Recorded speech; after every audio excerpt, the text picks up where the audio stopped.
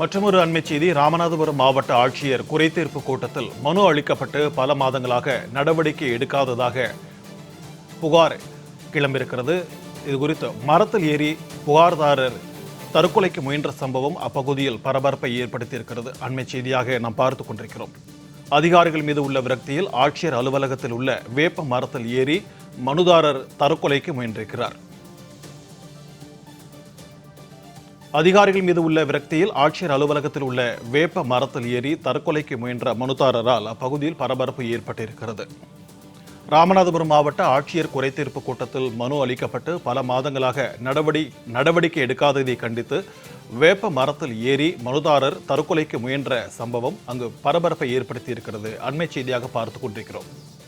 தொடர்பான கூடுதல் விவரங்களோடு நம்முடன் இணைகிறார் செய்தியாளர் ரகு. வணக்கம் ரகு, இது குறித்தான விரிவான தகவல்.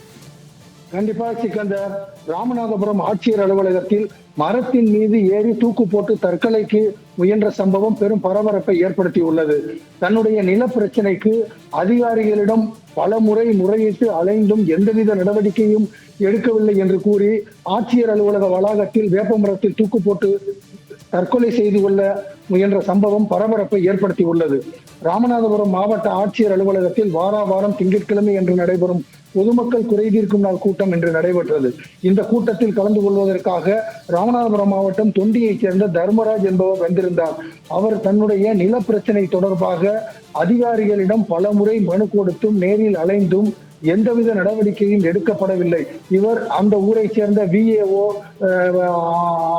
வருவாய் அதிகாரி, வட்டார வளர்ச்சி அதிகாரி, வட்டாட்சியர் உட்பட பல அதிகாரிகளிடமும் பல முறை அலைந்தும் எந்தவித நடவடிக்கையும் எடுக்கவில்லை என்று கூறி இன்று மாவட்ட ஆட்சியர் அலுவலக வளாகத்தில் உள்ள மிகப்பெரிய வேப்பமரம் ஒன்றின் மீது ஏறி தூக்கு போட்டு தற்கொலைக்கு முயன்றார்.